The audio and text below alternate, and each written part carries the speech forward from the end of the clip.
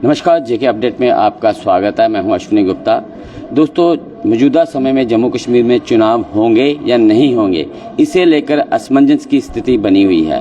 हालांकि कल panther party की तरफ से प्रोटेस्ट भी किया गया चुनाव करवाने को लेकर, लेकिन आज हमारे साथ वहीं पैंथर पार्टी के नेता की मौजूदा समय में जम्मू कश्मीर में कोई अंदर उनकी जमीन खिसक चुकी है।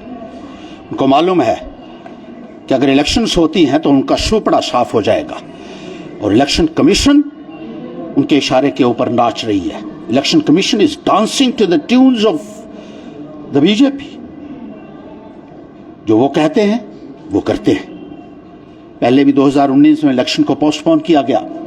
फुल कमीशन यहां आया और उस कमीशन ने सब पॉलिटिकल पार्टीज की राय ली थी कि इलेक्शन होने चाहिए या नहीं होने चाहिए। सब ने कहा होने चाहिए, बीजेपी ने कहा नहीं होने चाहिए। तो election commission Bharatiya Janata party के कहने के ऊपर उन्होंने इलेक्शन नहीं करवाए 2019। अब 5 साल हो चुके हैं यहां जम्मू कश्मीर में असेंबली को भंग हुए। 5 सालों में इलेक्शन नहीं करवाए जा रहे हैं क्योंकि बीजेपी की स्थिति ठीक नहीं है।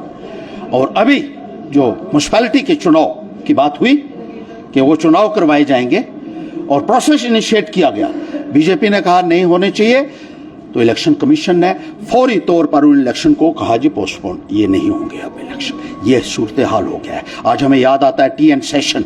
कल वहां नारे लगे टी एन सेशन अमर रहेगी, क्योंकि टी एन सेशन एक चीफ इलेक्शन कमिश्नर था।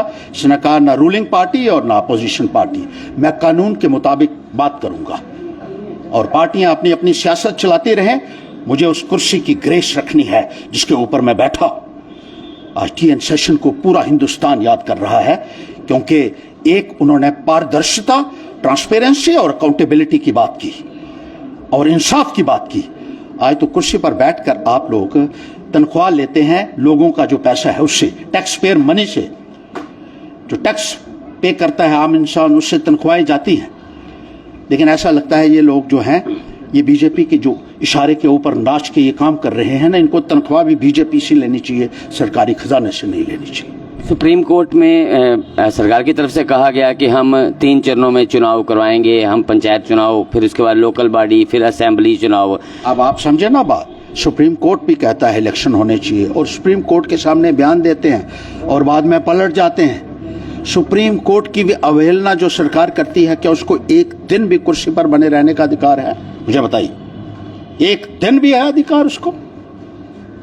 लोगों को चाहिए कि ऐसी भाजपा की सरकार को उखाड़ फेंके, क्योंकि ये लोगों की तबाही करने के ऊपर तुली हुई है।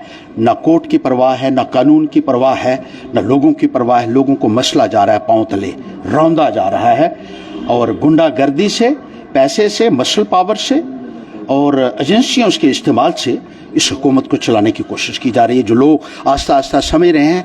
लेकिन जल्दी समझना होगा, वरना बहुत नुकसान हो चुका होगा। जब तक समझ आएगी सब लोगों को, आप जल्दी समझने की कोशिश कीजिए सारे लोग, और इनको चलता करिए। जम्मू कश्मीर के एलजी कहते हैं कि 80% लोग जो है वो नहीं चाहते हैं अभी जम्मू कश्मीर में चुनाव हो।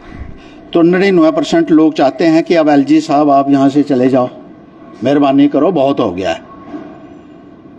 आप जाइए यूपी में, जाइए वहां कीजिए, अपना प्रचार कीजिए बीजेपी का। अब लोग उब चुके हैं। और आप 80% लोगों से मिले कब? आप तो 80 लोगों से भी नहीं मिलते हो।